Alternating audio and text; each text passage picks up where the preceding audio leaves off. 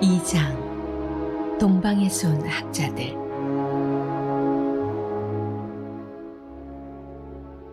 베들레헴 마을에서 태어나시자 당신은 헤롯이 왕으로 있을 때였다. 동방에서 학자들이 예루살렘을 찾아왔다. 그들이 물었다. 새로 태어난 유대인의 왕에게 예를 갖추려면 어디로 가야 합니까? 우리는 동쪽 하늘에서 그의 탄생을 알리는 별을 보았습니다. 그래서 그에게 경배하려고 순례를 왔습니다. 그들의 질문을 전해 들은 헤롯은 잔뜩 겁이 났다. 헤롯만이 아니라 온 예루살렘이 발칵 뒤집혔다. 헤롯은 한시도 지체하지 않고 그 도시에 있는 대제사장과 종교학자들을 다 모아놓고 물었다. 메시아가 태어날 곳이 어디요? 그들이 말했다. 유대 땅 베들레헴입니다. 예언자 미가가 분명히 기록했습니다. 유대 땅 베들레헴아, 너는 더 이상 뒤만 따르지 않을 것이다. 네게서 지도자가 나와 내 백성 이스라엘을 목자처럼 다스릴 것이다. 그러자 헤롯은 동방의 학자들을 은밀히 따로 만났다. 그는 자기도 그들처럼 열성인 척하면서 탄생을 알리는 별이 나타난 정확한 때를 자세히 캐물었다. 그러고는 그들에게 베들레헴에 관한 예언을 일러주면서 말했다. 가서 무슨 수를 써서라도 그 아기를 찾으시오. 찾거든 곧바로 나한테 알리시오. 나도 즉시 가서 경배하리다. 그들은 왕의 지시를 듣고 길을 떠났다. 그때 별이 다시 나타났다. 동쪽 하늘에서 보았던 바로 그 별이었다. 별은 그들을 앞장서 가다가 아기 있는 곳 위에 머물렀다. 그들은 기뻐서 어쩔 줄을 몰랐다. 제때에 제자리에 도착한 것이다. 그들은 집에 들어가 어머니 마리아의 품에 안긴 아기를 보았다. 그러고는 감격에 겨워 무릎을 꿇고 아기에게 경배한 뒤에 곧 짐을 풀어서 황금과 유향과 모략을 선물로 드렸다. 꿈에 그들은 헤롯에게 돌아가지 말라는 지시를 받았다. 그래서 그들은 다른 길을 찾아서 몰래 그 지방을 빠져나가 자기 나라로 돌아갔다. 학자들이 떠난 뒤에 하나님의 천사가 다시 요셉의 꿈에 나타나 지시했다. 일어나거라. 아기와 그 어머니를 데리고 이집트로 피신하여라. 따로 지시가 있을 때까지 거기 있어라. 헤롯이 아기를 찾아 죽이려고 한다. 요셉은 순종했다. 그는 일어나 밤을 틈타 아기와 그 어머니를 데리고 떠났다. 동틀 무렵에 마을을 벗어나 제법 멀리까지 가 있었다. 그들은 헤롯이 죽을 때까지 이집트에서 살았다. 이집트에서 나그네로 살아간 이 일은 내가 내 아들을 이집트에서 불러냈다고 한 호세아의 설교를 성취한 것이다. 헤롯은 학자들이 자기를 속인 것을 알고 노발대발했다. 그는 베들레헴과 그 부근에 사는 2살 이하의 사내 아이들을 모조리 죽이라고 명령했다. 그 나이는 그가 동방의 학자들한테서 들은 정보를 바탕으로 정한 것이다. 그리하여 예레미야의 설교가 성취되었다. 라마의 소리가 들리니 슬픔의 겨운 울음소리다. 라헬이 자식을 잃고 우는 소리, 위로받기를 마다하고 우는 소리다. 죽어서 묻힌 자식들, 이제는 가고 없구나. 나중에 헤롯이 죽자 하나님의 천사가 이집트에 있는 요셉의 꿈에 나타났다. 일어나 아기와 그 어머니를 데리고 이스라엘로 돌아가거라. 아기를 죽이려던 자들이 다 죽었다. 요셉은 순종했다. 그는 일어나 아기와 그 어머니를 데리고 이스라엘로 다시 들어갔다. 그러나 아겔라오가 그 아버지 헤롯의 뒤를 이어 유대의 왕이 되었다는 말을 듣고 요셉은 그곳으로 가기를 두려워했다. 마침 요셉은 꿈에 갈릴리로 가라는 지시를 받았다. 그곳에 도착한 요셉은 나사렛 마을에 정착했다. 이로 인해 예언의 말씀이 성취되었다. 그는 나사렛 사람이라 할 것이다. 박사들은 별들의 움직임을 연구하던 중 특이한 별 하나를 발견하고 이 별을 따라 동방에서 유대 지역으로 왔습니다. 이들은 이스라엘의 왕을 찾아왔고 구약에서 예루살렘은 다윗의 도시였기에 왕이 거하는 장소인 예루살렘에 도착했을 것입니다. 박사들은 유대인들의 왕으로 태어난 이가 어디 있는지 묻습니다. 이들은 동방에서 자신들을 인도하는 별을 따라 예루살렘에까지 왔습니다. 당시 유대인들의 왕은 헤롯이었고 그의 칭호였으므로 예수님의 탄생은 헤롯과의 갈등을 예고합니다. 헤롯은 유대인의 왕이 태어났다는 말을 듣고 혼란스러웠습니다. 예루살렘 사람들은 현재 왕이 있는데 새로운 왕이 등장했다는 말을 듣고 정치적인 갈등을 예상하고 혼란스러웠을 수 있습니다. 헤롯은 모든 대제사장들과 백성의 서기관들을 불러 모았습니다. 서기관들은 성경 전문가들로서 바리새파와 사두개파와 같은 그룹에 속해 전문가의 역할을 맡았죠. 그들은 왕의 탄생 장소를 유대의 베들레헴이라고 대답합니다. 유대 지도자들의 대답인 6절은 미가 5장 2절과 사무엘하 5장 2절을 결합한 것입니다. 미가 5장 2절과 사무엘하 5장 2절에서 인용하고 종합해서 강조하는 내 백성 이스라엘의 목자가 되리라 라는 표현은 하나님이 이스라엘의 지파를 모으신다는 종말론적 기대를 반영합니다. 통치자는 이스라엘의 목자로서 흩어진 모든 지파를 모으며 목자 없는 양들을 돌보기 때문이죠. 두 본문은 공통적으로 통치자의 모습을 목자로 묘사합니다.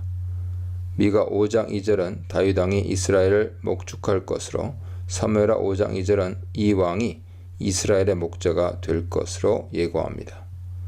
흔히 왕은 절대 권력을 가진 존재를 가리키는 용어죠. 구약에서 하나님은 백성을 돌보는 목적으로 권위를 사용하도록 왕을 세우셨으나 그들은 목자의 역할을 행하지 않음으로써 왕으로서 실패했습니다. 이제 이스라엘의 왕으로 오신 예수님은 목자의 심령으로 백성을 돌보실 것입니다. 그래서 6절은 예수님의 탄생으로 목자와 왕의 모습으로 올 메시아에 대한 기대가 성취됐음을 밝힙니다. 실제로 마태복음 전체에서 목자인 예수님의 사역은 무리를 불쌍히 여기는 것으로 표현됩니다. 9장 35절, 14장 14절, 15장 32절 등 참조하세요. 예수님은 목자의 동정심을 가진 추수꾼들을 구하셨고 곧이어 제자들을 파송하시면서 이스라엘 집에 잃어버린 양에게로 가라고 명하셨습니다. 예수님은 무리를 보시면서 목자의 마음으로 불쌍히 여기셨습니다. 예수님은 양들을 살리기 위해 자신이 죽게 되는 것을 목자가 맞는 것으로 표현하십니다. 양들은 흩어지지만 부활한 목자는 양들을 다시 모을 것입니다. 예수님은 헤매는 양떼 같은 우리를 찾아 회복하러 오신 긍휼의 목자시죠. 목자이신 예수님은 왕으로서 섬김을 강요하는 분이 아니라 고난받는 종으로서 양떼를 회복하기 위해 자신이 비참하게 낮아지는 길을 가셨습니다. 목자 왕으로 오셔서 고난받는 종의 삶으로 우리를 돌보시는 예수님 안에서 진정한 안식과 위로를 얻을 수 있습니다. 예수님은 부활 직후 이미 흩어진 제자들, 양떼를 회복하셨기에 이후를 살아가는 사람들에게는 언제든지 목자에게 안겨서 회복을 경험할 수 있는 은혜의 길이 열려 있습니다. 7절로 12절입니다. 헤롯은 메시아가 탄생할 것을 확인했고 메시아의 별이 나타난 것을 알았기 때문에 박사들을 베들레헴으로 보내면서 아기를 찾거든 자신도 경배할 수 있도록 알려달라고 합니다. 헤롯은 메시아가 태어날 정확한 위치를 파악해서 그를 죽이려고 합니다. 박사들은 대제사장들과 서기관들이 대답한 내용을 통해서 유대인의 왕이 태어날 장소가 베들레헴인 것을 알았습니다. 박사들이 베들레헴으로 갈 때 동쪽에서 보았으나 사라졌던 별이 다시 나타나 아이가 태어난 집을 구체적으로 알려주었습니다. 별을 본 박사들은 크게 기뻐했습니다. 박사들의 기쁨은 드디어 왕을 만났을 때의 감격으로서 메시아를 만난 기쁨은 맨 먼저 이방인들에게 돌아갔습니다. 이 기쁨은 종말의 즐거움을 떠올리며 제자들이 부활의 복음을 열방에 전함으로써 더 많은 이방인들이 경험하게 될 것입니다. 박사들은 별이 머문 집에 들어가서 유대인의 왕으로 태어난 아기와 그의 어머니 마리아를 보고 아기에게 엎드려 경배했습니다. 그리고 아기를 위해 금과 유향과 모략을 예물로 드렸습니다. 동방 박사들이 경배하고 예물을 드리는 모습은 스바의 여왕이 다윗의 아들인 솔로몬에게 값비싼 보물을 가지고 온 장면을 떠올리기 때문에 마태는 아기 예수님이 열방의 경배를 받을 왕의 신분인 사실을 보여줍니다. 열왕기상 10장에는 스바의 왕이 솔로몬 왕의 지혜를 듣기 위해 값비싼 향품과 심이 많은 금과 보석을 낙타에 싣고 와서 선물했습니다. 황금과 모략은 외국인들이 솔로몬 왕에게 바친 선물에 포함되며 유황은 솔로몬이 지은 성전을 위한 용도였을 것입니다. 이 사건에 대해 시편 72편 10절, 15절과 이사야 60장 5절 이하는 열방이 이스라엘의 왕을 섬기고 여호와를 찬송하는 것으로 각각 묘사합니다. 시편 72편과 이사야 60장은 열방이 와서 다윗 아들의 통치에 참여하는 내용을 다루는데 전자는 왕을 위한 기도를 담고 있는 제왕 시편이며 후자는 메시아 시대가 가져올 영광, 특히 13절 이후에 대한 내용을 다루고 있습니다. 시편 72편에서 솔로몬은 하나님이여 주의 판단력을 왕에게 주시고 주의 공의를 왕의 아들에게 주소서. 그가 주의 백성을 공의로 재판하며 주의 가난한 자를 정의로 재판하리니 라고 기도합니다. 왕의 아들이 공의로 재판해서 가난한 백성의 억울함을 풀어주며 궁핍한 자의 자손을 구원하며 압박하는 자를 꺾을 수 있도록 기도합니다. 왕의 아들이 이처럼 공의로 나라를 다스린 결과로 스바의 왕이 예물을 들고 올 것입니다. 여기서 구약에 나타난 이스라엘의 선교와 이 개념이 어떻게 예수님의 탄생 사건과 관련이 있는지 살펴볼 필요가 있습니다. 시편 72편과 이사야 60장의 내용처럼 구약에서는 이스라엘이 열방에 가는 것이 아니라 열방이 이스라엘, 시온으로 몰려오는 구심력 운동입니다. 민족들이 시온에 몰려오는 것은 그만큼 이스라엘의 지위가 위대한 왕을 중심으로 열방의 빛으로 우뚝 섰다는 것을 반영하기에 이런 일은 종말의 회복에 대한 기대를 대변합니다. 이 비전은 동방 박사들의 경배 장면이 보여주듯이 예수님의 오심과 사역을 통해 성취됩니다. 흥미롭게도 예수님은 마태복음의 마지막 장면에서 제자들을 모든 민족을 향해 파송하십니다. 구심력 운동은 예수님을 통해 성취됐으며 부활하신 예수님의 선교 명령은 흩어지는 교회의 선교가 원심력 운동이 될 것을 암시합니다. 구약에서 민족들이 집결하는 장면을 오해해서 현대 선교가 이스라엘을 향한 구심력 운동이어야 한다고 주장하는 것은 구약 본문과 예수님의 명령을 구속사적 관점에서 읽는데 어려움을 겪는 것입니다. 동방에서 온 박사들이 엎드려 경배하면서 값비싼 예물을 바친 장면은 베들레헴에 태어난 아기가 유대의 왕일 뿐만 아니라 열방이 섬길 왕임을 그립니다. 열방은 목자의 심정으로 백성을 공의와 긍휼로 다스리는 왕 목자이신 메시아에게 몰려들 것입니다. 예수님이 열방을 회복하시는 유일한 소망이십니다. 온 세상의 목자로 오신 예수님, 변방에 오신 예수님, 왕으로 오신 예수님에 대해 묵상해 보시기 바랍니다. 13절로 15절입니다. 동방에서 온 박사들이 떠난 후에 주의 천사가 요셉의 꿈에 나타나 아기를 죽이려 하는 헤롯을 피해 이집트로 피난하도록 지시합니다. 주의 천사가 다시 나타날 때까지 3명의 가족은 이집트에 있어야 합니다. 요셉은 꿈에서 천사의 지시를 받자마자 그날 밤에 아기와 마리아를 데리고 이집트로 피신했습니다. 요셉, 마리아, 아기 예수님은 헤롯이 죽기까지 이집트에 거합니다. 그런데 예수님의 가족이 이집트에 간 사건은 우연히 일어난 일이 아닙니다. 마태는 호세아 11장 1절을 인용해서 예수님의 가족이 이집트에 간 사건을 구약의 성취로 해석합니다. 구원사의 관점에서 하나님의 아들인 예수님은 하나님의 백성을 대표합니다. 그래서 예수님께서 이집트에 갔다가 나오는 것은 이스라엘이 이집트에 갔다가 해방되는 것을 보여줍니다. 하나님이 이스라엘, 하나님의 아들을 불러내셨듯 예수, 하나님의 아들을 불러내심으로써 예수님을 통해서 새 출애굽, 즉 종말론적 회복과 귀환이 일어날 것을 예상하게 합니다. 특히 호세아서의 문맥에서 11장 1절은 이스라엘의 범죄에도 불구하고 하나님의 아들인 이스라엘을 향한 하나님의 변함없는 사랑을 표현합니다.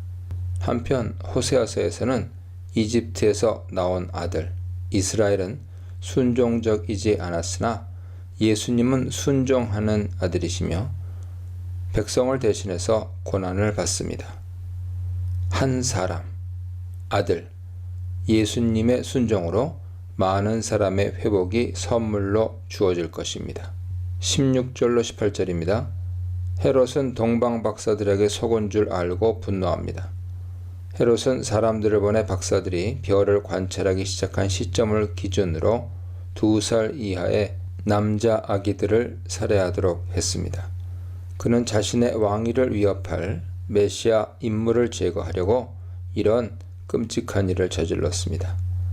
마태는 이에, 토테, 베들레헴과 인근 지역에서 일어난 유아 살해를 라마에서 라헬이 애곡한 내용을 담고 있는 예레미야 31장 15절로 해석합니다. 예레미야 31장 15절은 남유다가 멸망하자 선지자 예레미야가 북이스라엘의 멸망과 포로 생활에 대해 부른 애가 부분이죠. 라헬은 이스라엘로 불린 야곱의 아내이기에 이스라엘 민족의 어머니라고도 할 수 있습니다. 라헬의 눈물은 자신의 아이들, 곧 포로 신분에 처한 이스라엘 백성이 겪는 비극에 대한 탄식이죠. 이 탄식은 식민지 백성이 겪는 애통입니다. 라마처럼 베들레헴 일대의 통곡 소리는 이스라엘과 아기 예수가 포로와 속박의 시간과 장소에 태어난 것을 암시합니다. 헤롯의 잔인한 유아 살해는 이스라엘이 포로 상태에 있었기에 생긴 비극입니다. 이런 비극은 이집트의 포로 상태에 있을 때 바로가 히브리 남아들을 죽인 사건으로 이미 일어났었습니다. 예레미야 시대에는 바벨론의 포로가 된 사건 자체가 비극이었죠. 이집트의 유배자로 지내는 예수님은 포로 상태에 있는 이스라엘 전체의 현재 운명을 대변하기에 예수님은 옛 이스라엘의 포로와 속박을 경험합니다. 그런데 예레미야 31장 15절에 이어나오는 16, 17절은 15절의 슬픔에도 불구하고 소망과 회복을 강조하죠. 예를 들어 31장 15절에 뒤따르는 본문은 포로에서 돌아올 것을 나타내므로 이스라엘의 장래 소망을 언급합니다. 대적의 땅에서 돌아오는 일이 벌어질 것이므로 울음소리와 눈물을 멈춰야 한다는 내용입니다. 그리고 예레미야 31장은 전체적으로 하나님 백성의 회복에 대한 선지자의 기대를 담고 있습니다.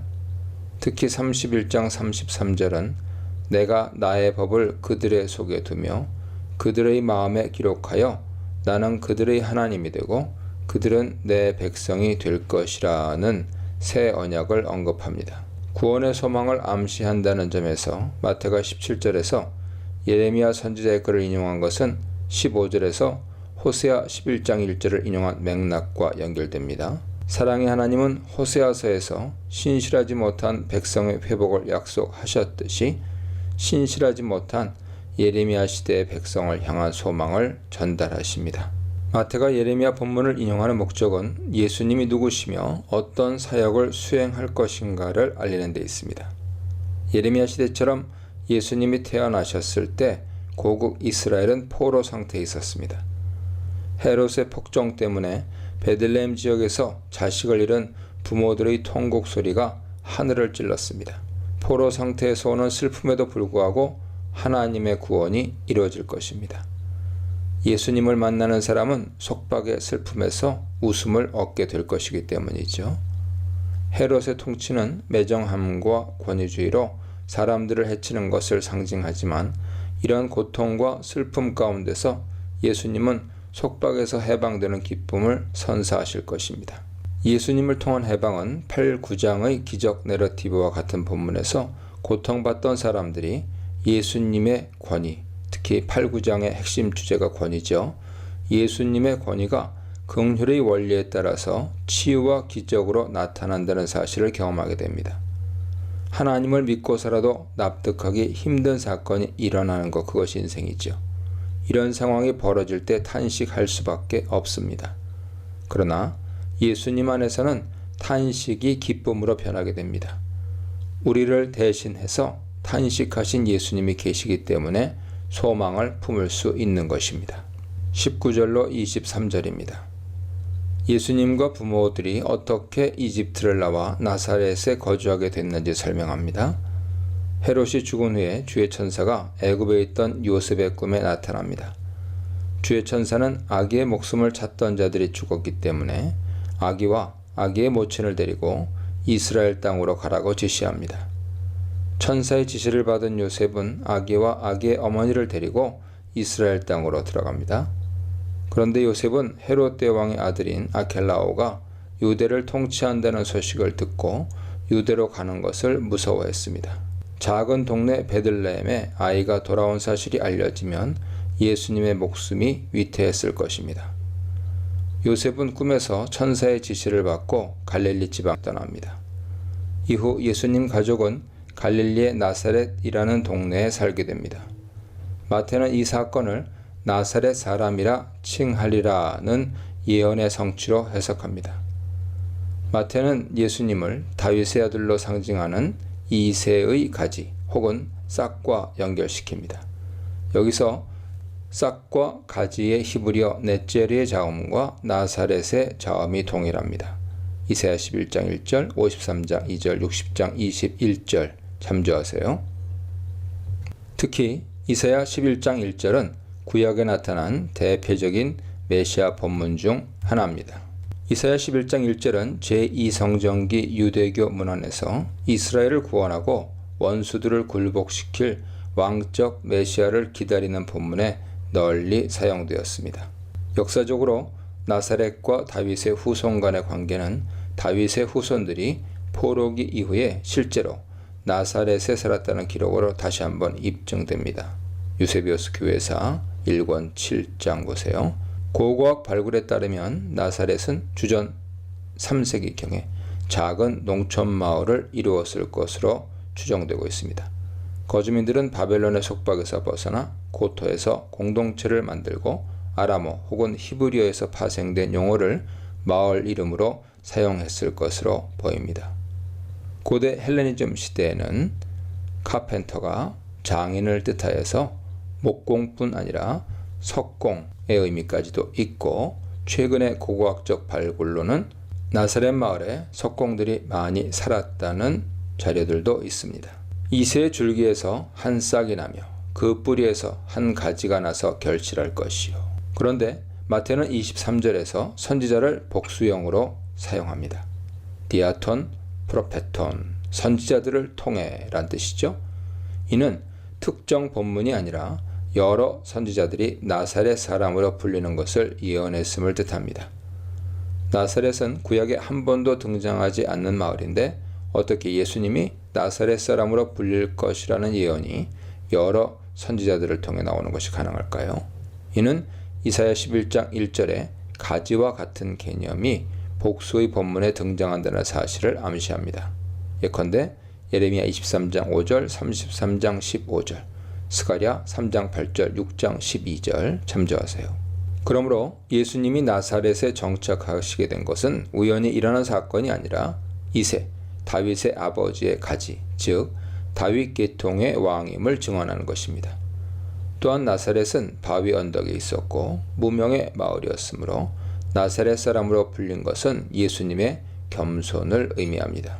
예수님이 오시기 전에 거주민들이 포로에서 해방되고 나서 그곳 이름을 나사렛, 즉 가지 마을로 지은 것은 하나님의 구원을 준비하는 신실한 백성이 되기 위함이었던 것으로 추정됩니다. 나사렛 예수를 따르는 나사렛 사람들, 나아가 나시린들은 신실한 백성이어야 합니다. 약속을 성취하시는 하나님, 결국 끝나고 마는 세상의 왕권, 쫓겨나고 밀려나시는 참되신 예수님에 대해 묵상해 보시기 바랍니다.